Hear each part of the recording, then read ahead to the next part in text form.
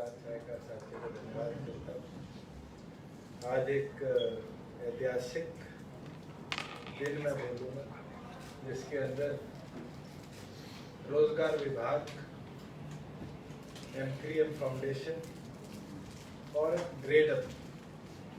जो online training की coaching देते हैं, इनका ट्राई पार्टी MOU हुआ है, जिसके अंदर 50,000 युवा साथियों को जो C और D ग्रुप के अंदर एग्जामिनेशन प्रदेश में दे चुके हैं और 90th से लेकर 99 परसेंटाइल के बीच में उनको अगले 18 महीनों के लिए ट्रेनिंग में इंडक्ट कर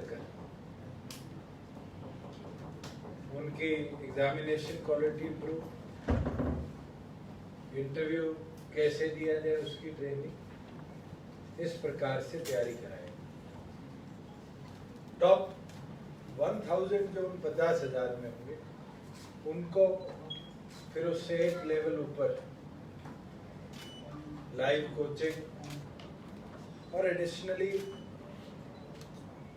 B और A कैटेगरी की तैयारी के अंदर भी सहयोग करेगा, इसका MOU हुआ है। और पिछले 10 दिनों के अंदर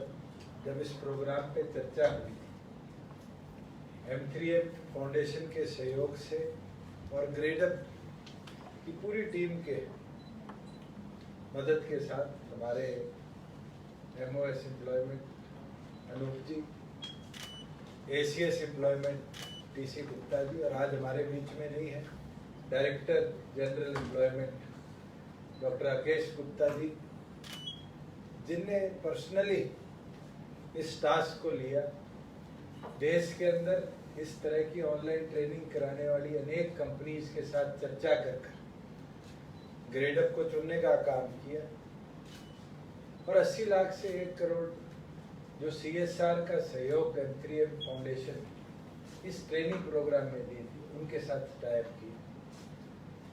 मेरा ये मानना है कि अब अगले 18 महीनों के अंदर केवल मात्र एम्प्लॉयमेंट विभाग इन 50,000 बच्चों को हरियाणा की ग्रुप C और D नौकरियों के लिए नहीं, हमने ग्रेडअप के साथ अलग अलग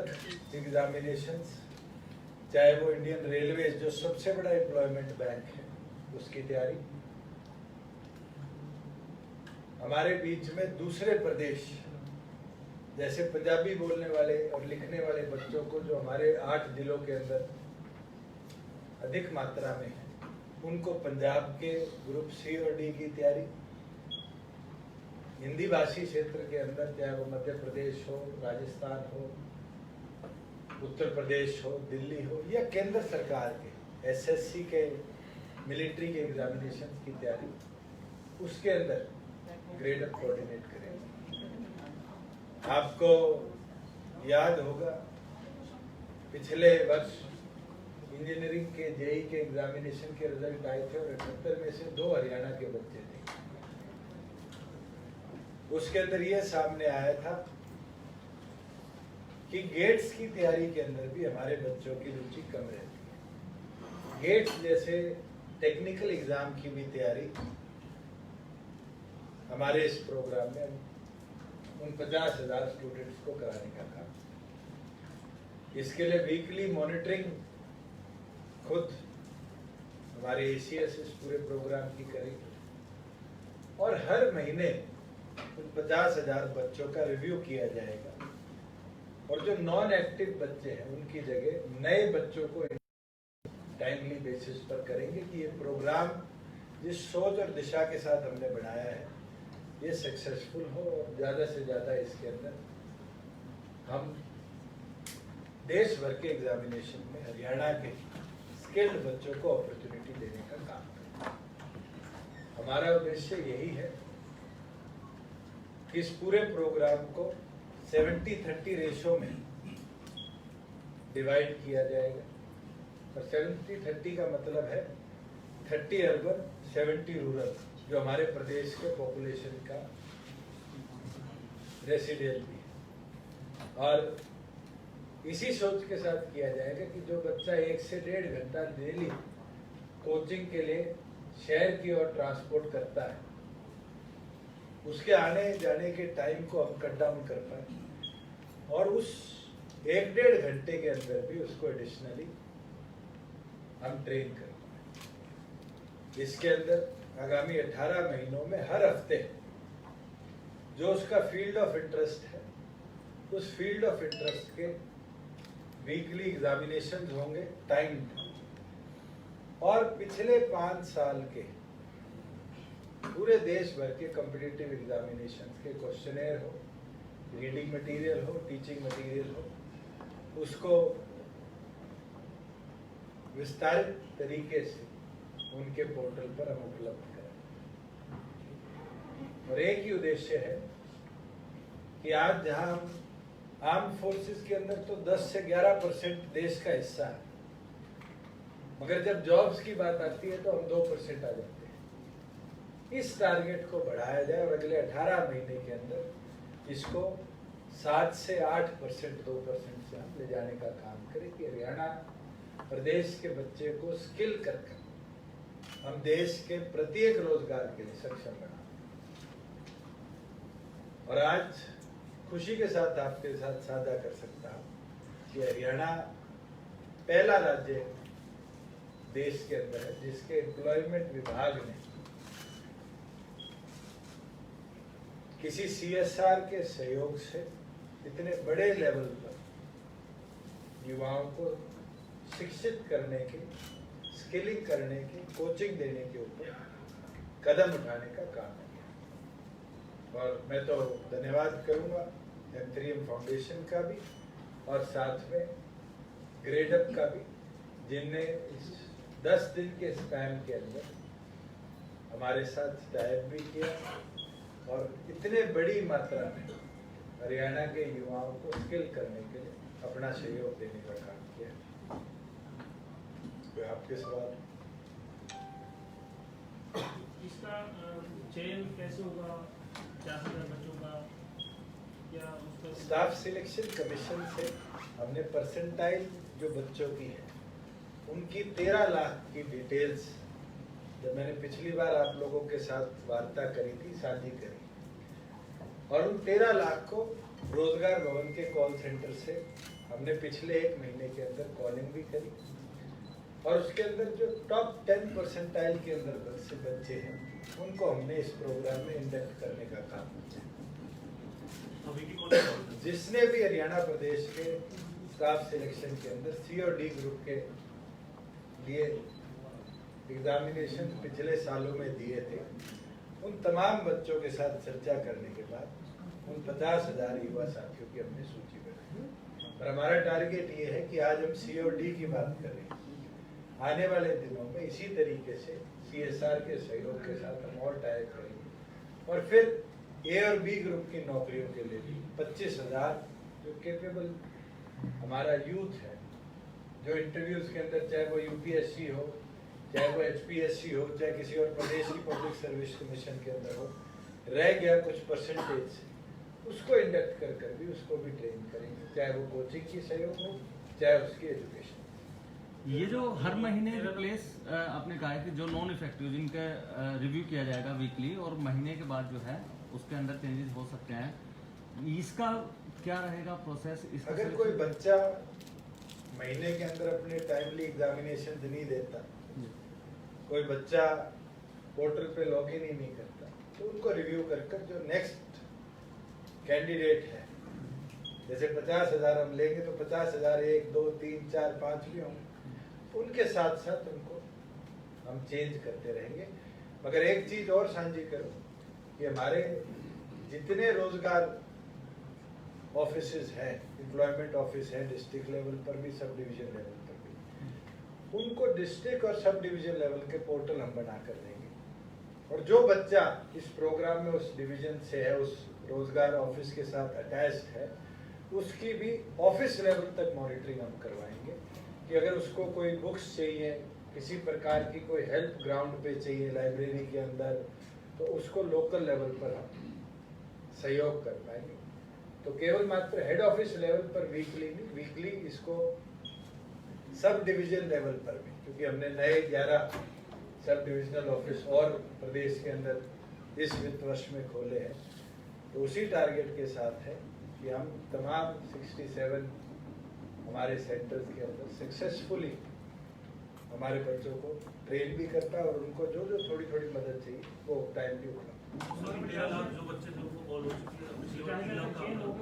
3 लाख का आंकड़ा उनका था जो प्राथमिक थे, जिनको इस प्रोग्राम में हमने इंडक्ट करा। हमारा टारगेट ये था कि बाय एंड ऑफ सितंबर हम तमाम 13 लाख को कॉल करेंगे, क्योंकि प्राथमिकता इस प्रोग्राम को चलाने की थी। तो जो हमने टॉप 90% से ऊपर वाले बच्चे थे, प्राइमरी तौर पर सबसे पहले उनसे ही चर्चा कर इस प्रोग्राम को बनाना। लेकिन टॉप 90 में रूरल एरिया में कहाँ आ जाएंगे? 70% और 30% का रेशो बढ़ता है। वो तो एड्रेस से हम छाट लेंगे।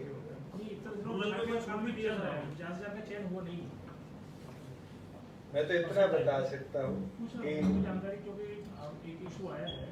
कि चयन कैसे हुआ, नंबर 1 आपने 57 कर दिया, वहाँ पे टॉप 90 बता रहे, टॉप 90% उसमें रूरल और कैसे हमने 90 के जो नंबर है वो बहुत ज़्यादा है, 50,000 से भी ज़्यादा बच्चे 90। उसके अंदर एक चीज़ तो कह सकता हूँ, रूरल उसी को काउंट करेंगे जिसके आगे वीपीओ लिखा, और जैसे जैसे उसकी चलेगी, अगर हमें परसेंटाइल नीचे भी करना पड़े रूरल के तो उसको भी हम करेंगे। इसमें मान लीजिए सर कि किसी का अगर 55,000 है और अगर 50,000 तक 70% नहीं आए रूरल के, तो 55,000 तक रूरल को प्राथमिकता दी जाए। उसके लिए क्या छूट होगी सर? आपको बताया दिया कि 70% हम रूरल लेंगे, 30 अर्बन लेंगे, तो छोटी सर मीडियम एजुकेशन क्या होगा, हिंदी या इंग्लिश या दोनों? पंजाबी भी है, इंग्लिश भी है, हिंदी भी है, और हम तो कोशिश करेंगे कोई गुजराती सीख के जाए, मराठी सीख के जाए तो उसको उसके अंदर भी उपलब्ध कराए, क्योंकि ग्रेडअप के पास लगभग 16 भाषा के अंदर उनके एग्जामिनेशन सेटअप आज तैयार है। मगर क्योंकि पंजाबी एक ऐसा मीडियम है जो हरियाणा के साथ लगते हुए प्रदेश में उपयोग होता है, तो हमारा प्राइमरी फोकस हिंदी, इंग्लिश और पंजाबी।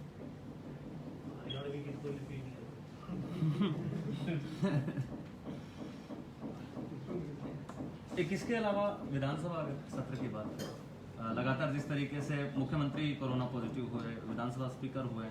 किस तरीके से लगता है सेशन जो है बीएससी में हालांकि तय होने, लेकिन आपको क्या लगता है किस तरीके से? देखिए, कल हमारे 6 सदस्य जिसमें माननीय मुख्यमंत्री जी, माननीय विधानसभा अध्यक्ष, आज हमारे ट्रांसपोर्ट मिनिस्टर और 3 विधायक कोविड पॉजिटिव आए हैं। आगे सेशन के अंदर कैसे कार्रवाई रहेगी ये तो कल सुबह 11 बजे बीएससी तय करेगी, मगर क्योंकि स्पीकर ने अपनी पावर डिप्टी स्पीकर को डेलीगेट कर दी है, मुझे लगता है कि थोड़ी देर बाद विस्तारित तरीके से सदन की कार्रवाई के ऊपर वो आपसे स्वयं चर्चा करेंगे किस तरीके से आगामी जो 2 दिन का सेशन है उसको चलाया जाए। लेकिन स्पीकर या जो डिप्टी स्पीकर है, स्पीकर काम करेंगे, उनका काम तो केवल वहाँ की विधानसभा की कार्य का संचालित करना है। तय अवधि जो कितना कार्य हुआ, अब क्योंकि सीएम के तौर पे अब आप वहाँ पर सदन में नेता होंगे, सदन के नेता, तो उस एंगल से अभी सरकार की जो आपकी अगर डिस्कशन हुई हो, हमारा 2 दिन का टेंटेटिव शेड्यूल सरकार की तरफ से गया, तो क्या इसको कट शॉर्ट करने का कोई अभी कोई प्लानिंग हुई है क्या? इसके ऊपर कल 11 बजे बीएससी और 2 बजे सेशन है, इसके अंदर नेता प्रतिपक्ष भी होंगे, होम मिनिस्टर भी होंगे, और क्योंकि स्पीकर के तौर पे डिप्टी स्पीकर है, हम चारों बैठकर इसके ऊपर चर्चा भी करेंगे और इस सेशन को कैसे चलाया जाए उसके ऊपर, क्योंकि हमारे एक सिटिंग सदस्य का भी निधन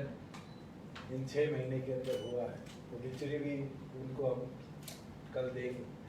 कैसे सदन की कार्रवाई चलेगी, मेरे ख्याल से बीएससी के अंदर फैसला ये होगा, उसके बाद ही आपके साथ बेहतर तरीके से। एक कल आपको बयान आया था राइट टू रिकॉल का, क्या हम बिल लेके आ ही रहे हैं? कल वाली जो उसमें सेशन शुरू हुआ, चौधरी देवीलाल जी का एक सपना था कि अगर कोई इलेक्टेड रिप्रेजेंटेटिव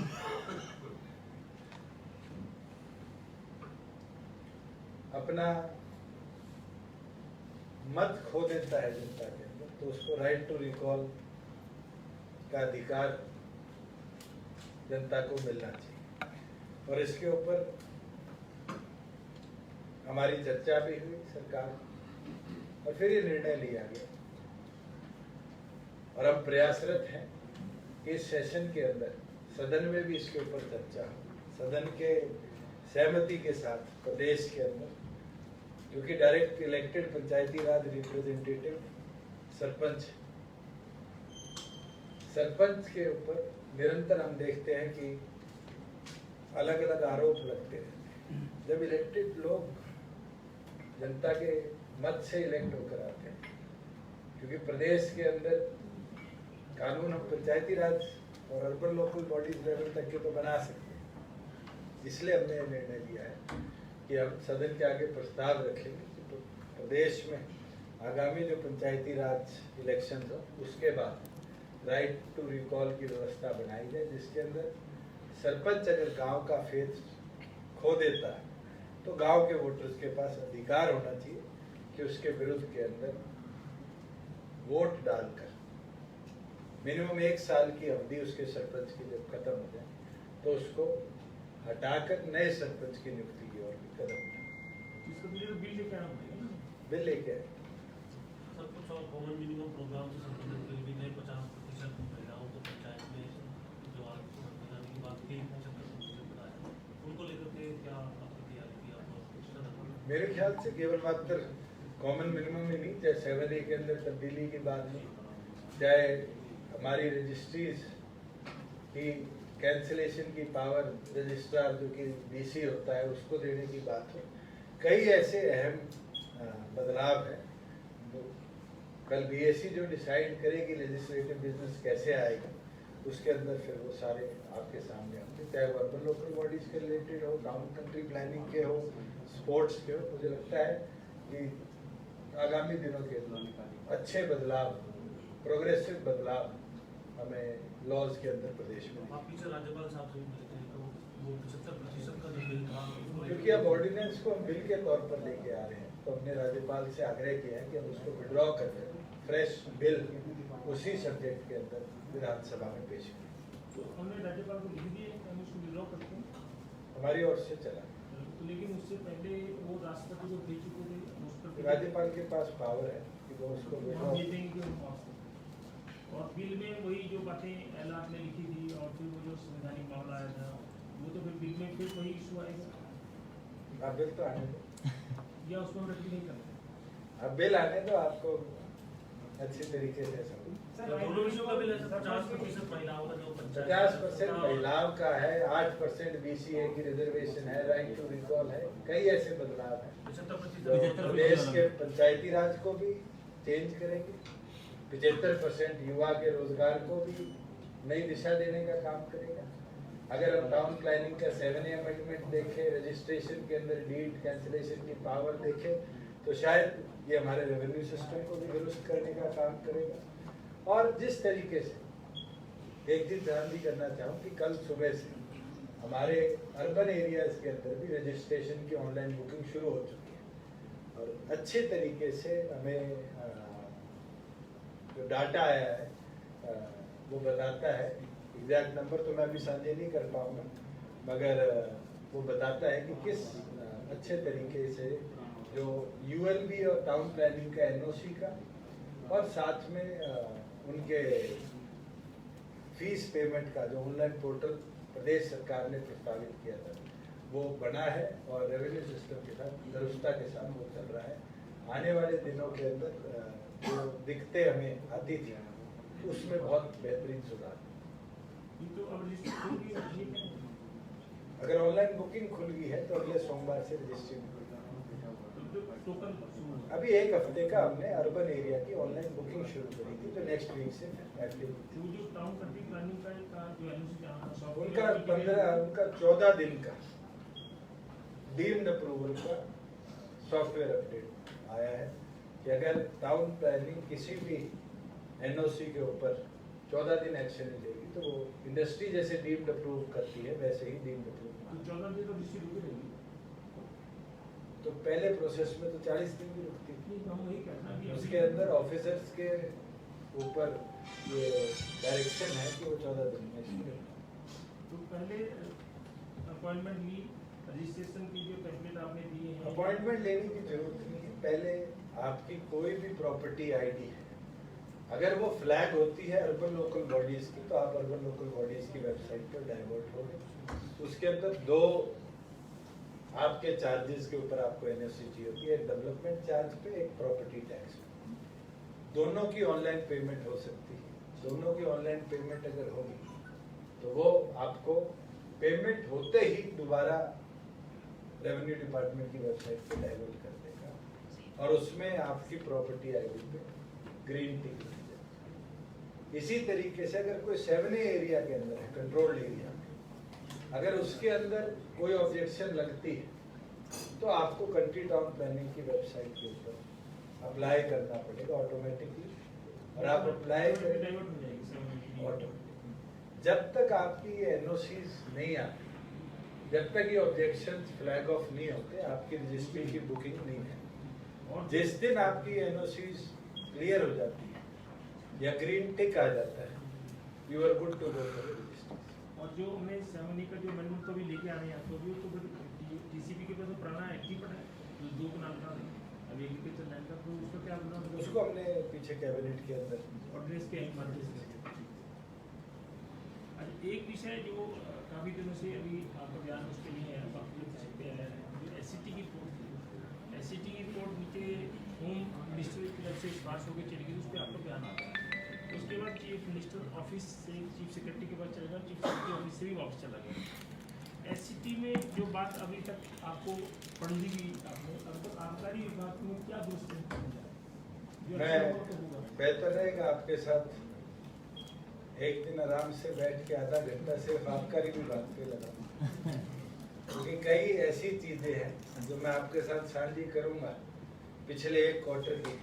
और पिछले 1 दशक के फर्स्ट क्वार्टर की, तो शायद आपको खुशी होगी कि प्रदेश में बड़ी अच्छी इम्प्रूवमेंट। कोविड की वजह से रेवेन्यू वगैरह का कुछ मैं फिर आप ये तो आप दोबारा मेरे साथ चाय नहीं पीना चाहते साथ। सर एक तो क्या डिपार्टमेंट है, वो चाहे सवाल सर एक के ऊपर कांग्रेस की जो कल कांग्रेस की CWC की मैंने तो कई दिन पहले भी कहा था टीडी अटैक के ऊपर,